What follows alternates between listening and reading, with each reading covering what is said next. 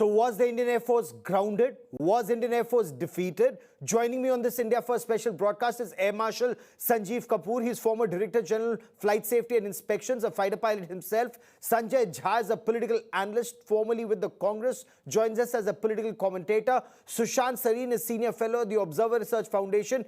This comment clearly is going viral in Pakistan. Of Prithviraj Chavan, also with me is Tuhin, Sinha, national spokesperson of the Bharatiya Janata Party. But Air Marshal Kapoor, let me begin by asking you, on day one, was the Indian Air Force defeated and grounded?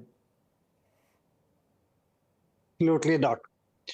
The warfare is not, spoken in studios, and it is not discussed the people with armchairs sitting on chairs the way we are discussing warfare. In any conflict, we took the preemptive, and thereafter it is something called as denying the retaliation was the process which is followed everywhere. So when you begin a conflict, thereafter you have to fall back, assess, and that is what the Indian Air Force did on the first day. We took out the 9 targets, the aim being to convey that we have just hit the terrorist targets which perpetrated the Pahalgam incident. So had the enemy decided, they would have left the conflict there only.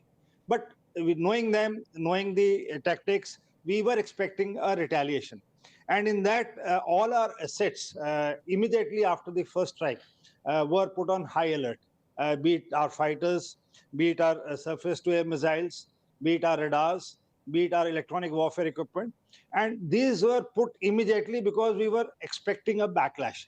And as a part of tactics, all the assets... Say again? Fair enough. I want to bring in Sanjay Jha for a quick response. Sanjay Jha, what would you make of Prithviraj Chavan's statement? He's former Chief Minister of Maharashtra. He's served in the Prime Minister's office. Why would he say something like this? Good evening, Gaurav, to you and to my fellow panelists on the program. This is a very serious subject because a lot of people have made allegations starting with the BJP. And since I believe the BJP is a very farcical political party, I need to kind of address this head on. This is, to start with, this is a political party that still has to apologize to the people of India for Pulwama and Pahalgam. That has not yet even happened as we talk. But let's address what Mr. Chavan has mentioned. Let me make a disclaimer, Gaurav, right at the very beginning, in all honesty. Not only has he been a senior colleague of mine in the Congress, he's a very dear friend of mine. Now, let me just make the point, and I will come to critical points of what he said. Go back to what General VP Malik, Chief of Army Staff during the Kargil War, the tweet that he made when the ceasefire was announced. What did he say? He said categorically in his tweet, what did we achieve by this abrupt ceasefire? We launched the attack. And the question that both an eminent General VP Malik, I don't think anybody is like him on the panel, with due respects, if he says that what did we achieve, the question that we need to introspect on, since we launched the attack on Pakistan, justified, what did we really suddenly bring the ceasefire for? Number 2, you have the CDS. Sir, my question to you is very specific. He says on day one, we were defeated. On day one, we were defeated.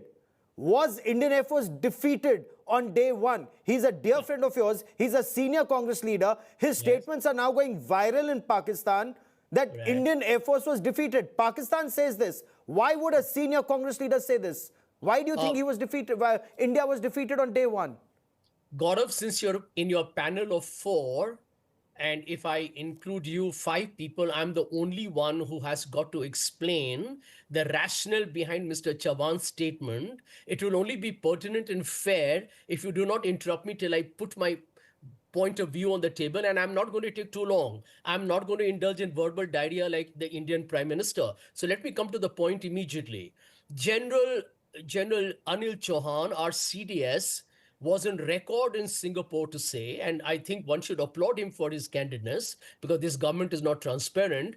saying that, yes, we did suffer reverses in terms of jet losses. He didn't specify any number, and that led to a recalibration of the strategy. You even had Captain Shiv Kumar, by the way. I'm quoting people from the Indian Defense Forces.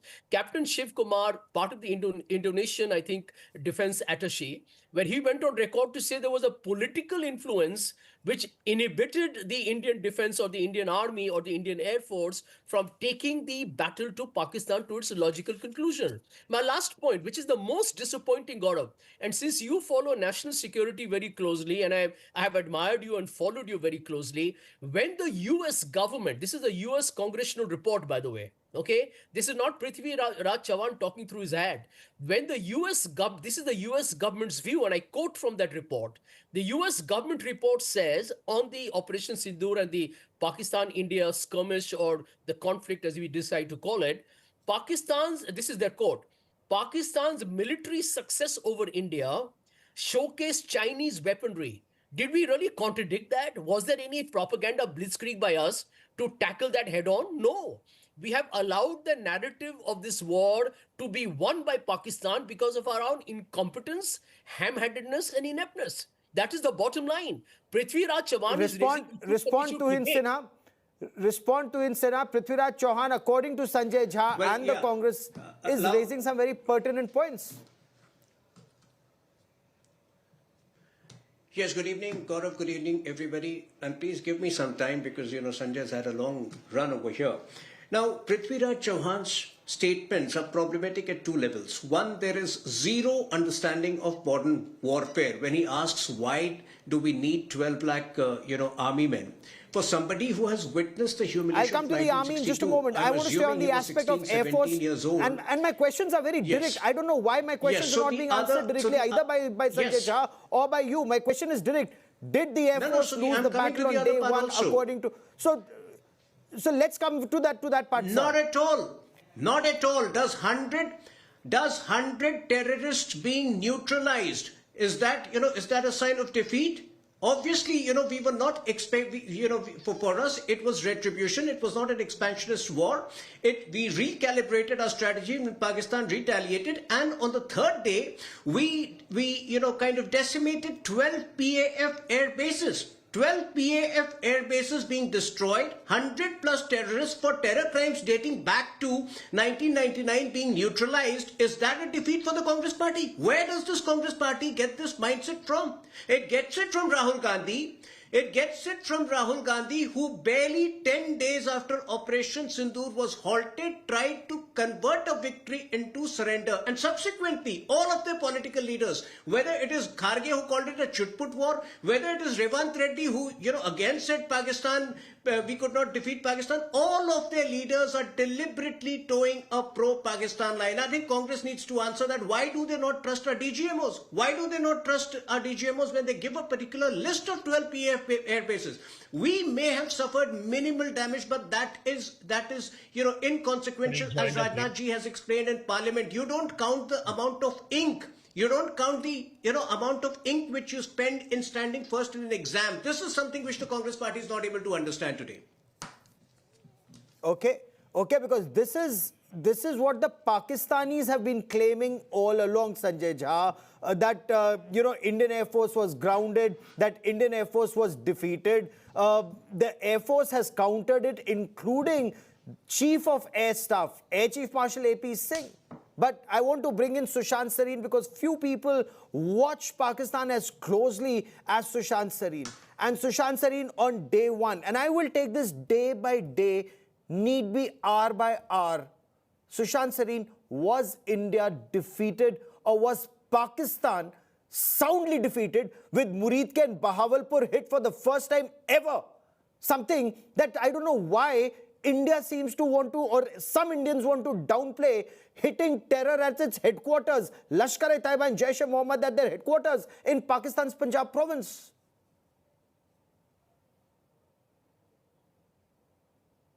You're on mute, Sushant. Sorry.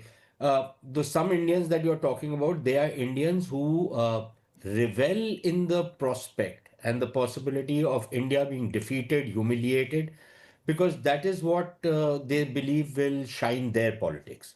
So they will do everything to undermine India, and they follow the Jinnah dictum that you have to destroy India. You will either destroy India or you will rule it. And there is no other way. So they are hell bent on doing what they are doing. Hopefully, they will not get the chance. But people like Prithviraj Chavan, who I at least at one point of time believed was one of the most enlightened leaders of the Congress party. I suppose the rest of the Congress seems to have rubbed off on him as well. So he's made a ridiculous statement. Now, let's look at the factual part of it. What was the objective of Operation Sindoor? That either we will do what the Congress party was doing all along, that a terrorist would come, attack, kill 160 people in cold blood, and you would have no response, or you would seek permission from Pakistan to attack Pakistan. Either you would do that, okay, or you would say that no, we are going to hit back and we'll hit back hard. We don't want a wider war, we want a limited operation, but we will strike back. So you struck back, you hit 9 terrorist bases, and then there was a political decision which was taken that you don't want a wider war, you want a punitive operation. So you went and did it. The Pakistanis retaliated, as the Air Marshal has very correctly said. The Pakistanis retaliate. You are prepared for it. I don't know whether we took any hits. Maybe we did. Maybe we didn't. Maybe there was some damage. We don't know.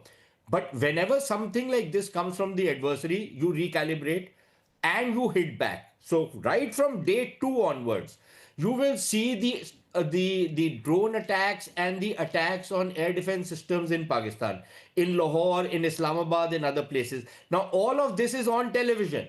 Now, people like Sanjay Jha can keep repeating that old stuff which they keep repeating all the time. They keep regurgitating their own lies, thinking that it will become the truth. But the fact of the matter remains, right from the second day and the third day, when unfortunately you guys unnecessarily exaggerated Indian successes when we were hitting Karachi, not the port, we were hitting the Karachi air defense systems in the Malir Cant. Malir Cant is Karachi, heart of Karachi, right? People who probably have seen Dhurandhar, there were some people who are allergic to movies like Dhurandhar would not have seen it, but maybe they can see a map of Karachi to understand where Malir Cantonment is. And they'll get to know hitting Malir Cantonment, what an achievement that is. But forget Malir Cantonment, a whole range of other air defense systems were taken out on day 2 and day 3. And on day 4, that particular night, the 10th, early morning, when the Pakistanis were wanting to announce their Banyan Chaddi operation, what happened? All their big air bases were taken out, their command and control systems were taken out. What else do you think prompted them to... So I'll come to day 2, 3 and 4 in just a moment. Sir, I completely agree with you. Because I have followed this...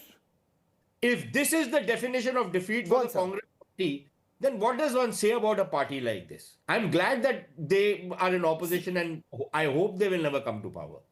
That's all I can say. Okay, so that's for the electorate to decide, Sushant, Sareen, but I want to bring in Sanjay Jha since you specifically named him. And before I bring in General Sanjay Meston, who joins me on this broadcast, General, welcome. Sanjay Jha, day 1, we've in this country, and you live in the city of Mumbai, right? We've had 26/11 Mumbai terror attacks. We did not hit back. We've had 1993 terror attacks in Mumbai, serial blasts in Mumbai. We did not hit back. We've had a number of attacks. This is the first time that Pakistan was hit in Punjab province, in Muridke, in Bahawalpur. 9 terror camps destroyed, taken out, 100+ terrorists killed. Pakistanis are crying. But then they say India ki defeat hui, our own leaders say India was defeated on day 1. Sir, how does this add up? Does Prithviraj Chavan or the Congress party not see Muridke and Bahawalpur being hit for the first time ever? Gaurav, give me again adequate time. I won't take too long. The Congress party does not have to explain to you any right-wing political analyst or some Sanghi sympathizers about its role in India's history. Besides the freedom struggle, decisive war victories against Pakistan in 1947, 1965, and 1971. So let me refresh that very cobweb-driven memory. Point number 2, very important, that Gaurav, you know it. Heads of state have their own political roles to play. When Donald Trump goes to the United Nations, and I'm quoting Donald Trump because he's Modi's counterpart, He goes to the United Nations after making over 100 statements that he brokered a ceasefire that prevented a nuclear annihilation between two countries. He said that 7 big, beautiful jets were brought down. Did you hear India's Prime Minister contradict him? In fact, the news media is flooded about But did he say Indian jets or Pakistani jets? Why is somebody presuming it's Indian jets? Did he specify which country's jets? Because Chief of Air Staff went on record to say that Pakistani jets were destroyed. F-16s, JF-17s, AWNC aircraft. Yeah, Gaurav, 1 minute. Let me explain to you. I said big, beautiful jets. I didn't say which country. It could have been 3, 4, or whichever country. That is not the point. The point is that the Indian government, and I've read the US Congress report, redacted paragraph as well. The Indian government, particularly India's Prime Minister, has been very, very circumspect, if not altogether silent, on taking on Mr. Donald Trump. That's exactly the reason why there is a lot of obfuscation and the narrative war has been actually dominated by Pakistan.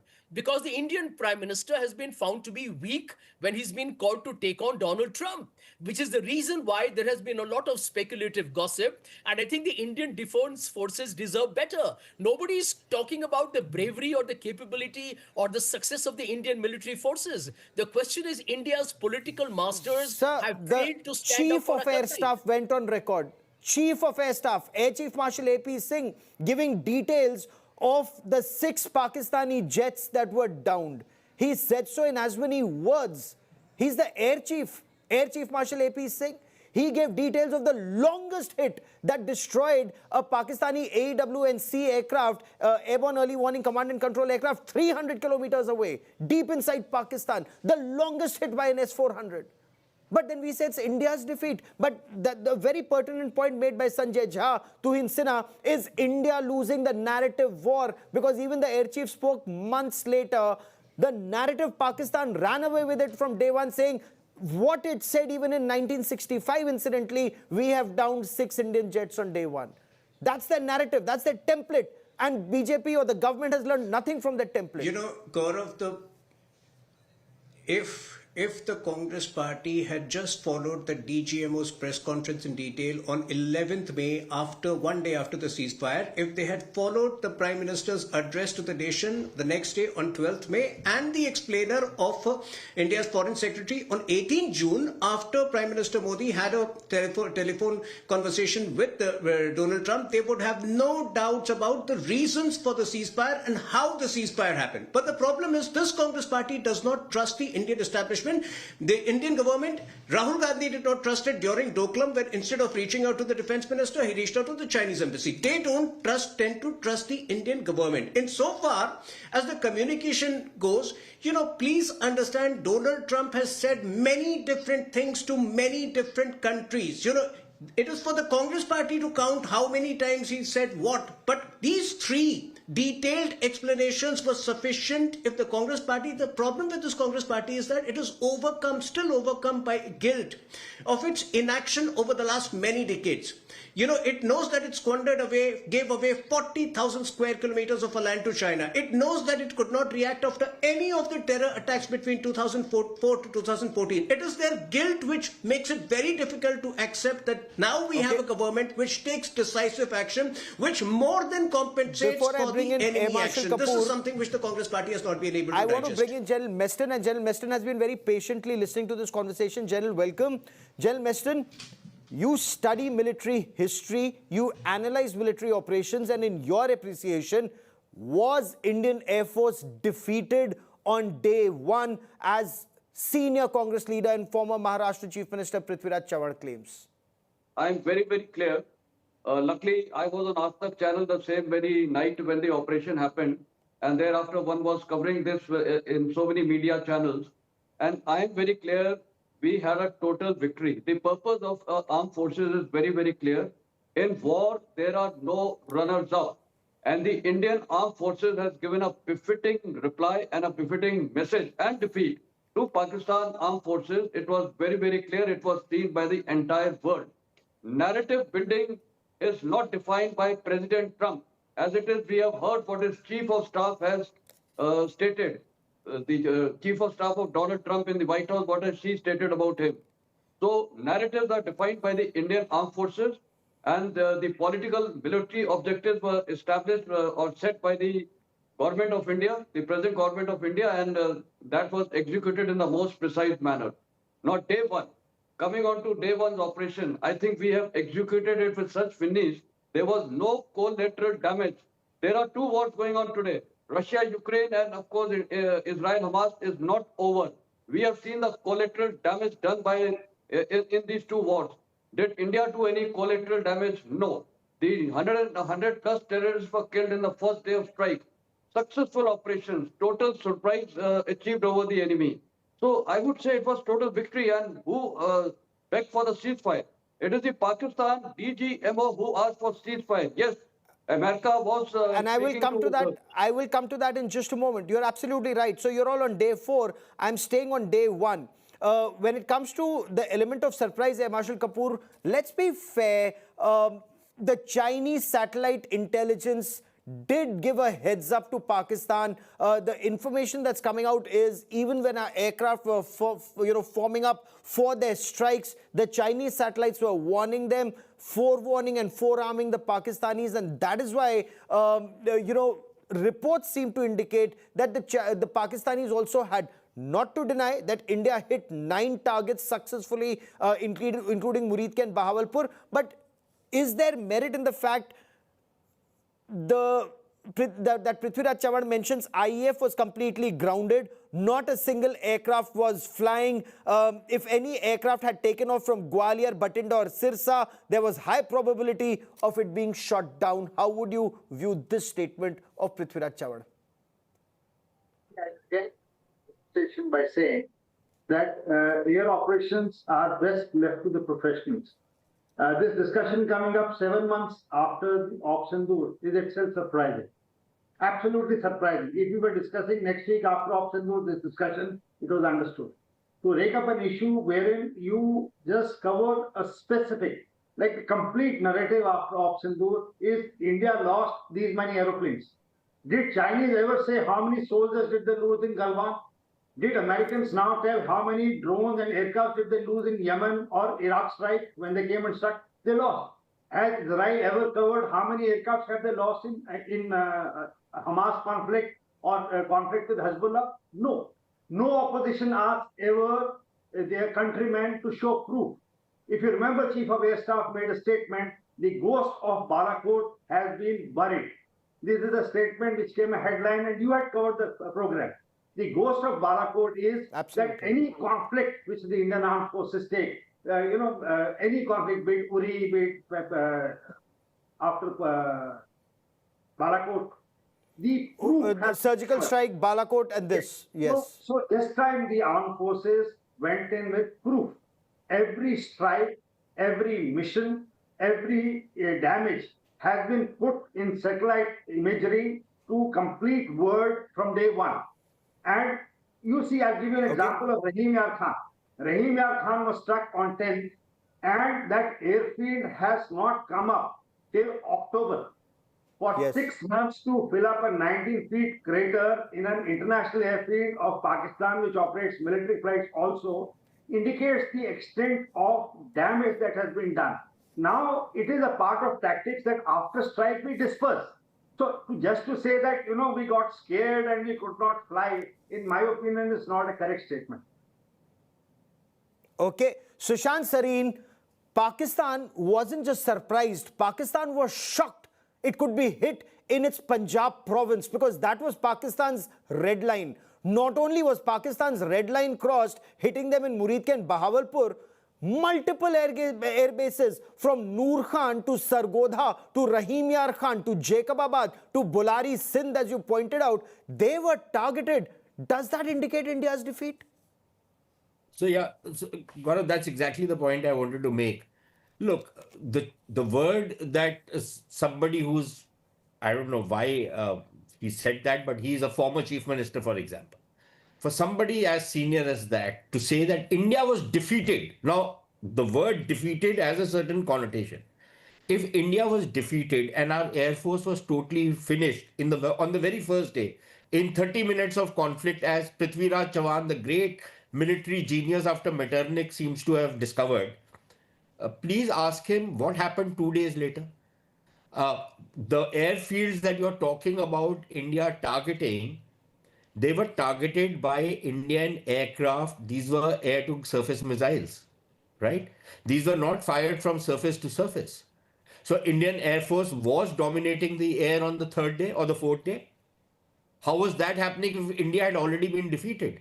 If India had already been defeated on the very first day, how was Indian Air Force flying on the 3rd and the 4th day? So yes, maybe some surprise was pulled by the Pakistanis as we pulled a surprise on them. And then we recalibrated.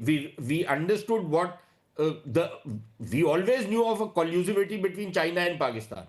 But what was the extent of that? If you get to know, and then you recalibrate your strategy accordingly, you fix those gaps which were there, which you have now discovered, and you recoup and you regroup and you go and hit the bugger where it hurts him. What is the problem? Is that the defeat according to this great Maratha warrior? You know, there were the Marathas who went up to the attack, and now you have Prithviraj Chavan. So it tells you what kind of, the depths to which things have fallen. No, because I want to understand from Sanjay Jha, because Sanjay Jha is a very reasonable man and Sanjay Jha has an analytical mind. Sanjay Jha, never in the history of air war between India and Pakistan have we hit so many air bases, decimating their command and control system. And we've hit Pakistan in 65 and 71. But the expanse of the hit, you've hit him in Sargodha, you've hit him in Jacobabad, in Rahim Yar Khan, in Rafiqi, in Mushaf. Noor Khan is his command and control center in Rawalpindi, you've hit him. It's like hitting him in his capital. And yet Prithviraj Chavan says it's India's defeat. Gaurav, I think the elephant in the room is not what Prithviraj Chavan said. The real, I would say, seminal issue is, why did India agree to a ceasefire within 3 days? Let me explain that. We were the ones who lost innocent people in Pahalgam, who were slaughtered in cold blood. India had a legitimate right to attack Pakistan, to send out a message and create as much of damage to terror infrastructure. I don't think Prithviraj Chavan or anybody from the opposition hasn't stood up for India right from that moment and said, we are with the government in whatever steps you take. The issue that comes up, and I quoted for you General VP Malik and several other political and defense analysts who said that, listen, you needed more than 3 days. You had a head advantage. You destroyed some core infrastructure, airfields, etc. Was that the time for India to back out? I mean, that is the point. I mean, today you have had a Red Fort bombing, right? Terror is not going to come to an end overnight. Gaurav, can I? Insusceptible, because if we had an opportunity, Gaurav, to actually carry on extensively damaging more dangerous, shall we say, distributed terror networks across Pakistan, they are not just based in one part. Everybody who knows defense knows that whether it's Jaish-e, whether it's Lashkar-e-Taiba, they're all over the place. They are not, concentrated in one area. Could we have done more? That is the question. But sir, यहाँ तो लश्कर और जैश के बाप को मारा. You hit them in Muridke, you hit them in Bahawalpur, and you hit 11 air bases. Gaurav, you destroyed multiple radar stations from Chunian to Pasroor to Malir cantonment. But be that as it may, I completely take your point. Why didn't India hit deeper, hit harder, and continue to hit stronger? I'm with you on that. But okay, you want to come in and respond. You want to come in and respond, Tuhin, and then Sushant, Sareen. Yes, Tuhin, quickly respond, sir. Sanjay needs to understand, Prithviraj Chauhan may not be able to understand it, but Sanjay needs to understand that the reasons for ceasefire are dictated by the objectives of the conflict. What were the objectives of this conflict over here? Retribution. And when we decimated 12 of the PF air bases, when we killed 100 terrorists, the objectives in the short term were accomplished.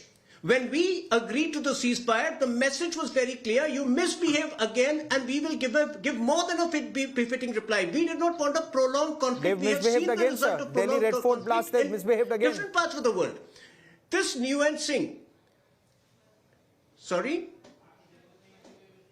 They have misbehaved again, sir. The Red Fort blast. Yes, Red Fort blast. Pakistan state-sponsored radical Islamist terror is misbehaving again. Let the trail be established. The message is very clear. Whether it was Uri, whether it was Pulwama, we are not going to behave the way Congress behaved after 26/11. The message to Pakistan is clear. But like I said, it's too rich of the Congress to lecture us on ceasefire when we have made the reasons for ceasefire, when we have been on top of Pakistan across, in the 5 days of Operation Sindoor. And, Congress should stop behaving like in modern warfare. Misinformation is a very important component. Why should Congress party seem like, the behavior seem like, the enemy has outsourced that objective to this Congress party? That is exactly how they are behaving. They're not even asking the right questions. That's a grave charge. That's a grave charge. Sanjay Jha, quickly, Sanjay Jha, misinformation has been outsourced to the Congress is the BJP's allegation, sir. No, I can tell you, I can understand the political frustration of the BJP because they have always used the defense for their own political purposes. They're unethical, unprincipled, immoral. But in this case, they blew up an opportunity to actually put Pakistan in the corner that Pakistan deserved to be. And we allowed Pakistan's misinformation and disinformation campaign to actually put India in an awkward position. Okay, Sushant, Sareen, you wanted to come in on that point that Pakistan had scored a point. No, look, one, I agree with Sanjay that we botched up how we handled the strategic communications. I have no compunctions in saying that it was a completely botched up operation. Whoever was in charge of it, really needs to be sacked. Having said that, Sanjay is again, I would agree with Sanjay. We should have gone and destroyed Pakistan.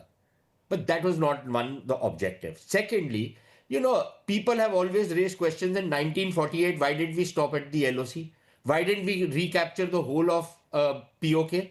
This problem would not have existed, right? In 1971, why did we accept a ceasefire after liberating East Pakistan or Bangladesh? Why didn't we press on in Kashmir and defeat Pakistan comprehensively in the Western Front?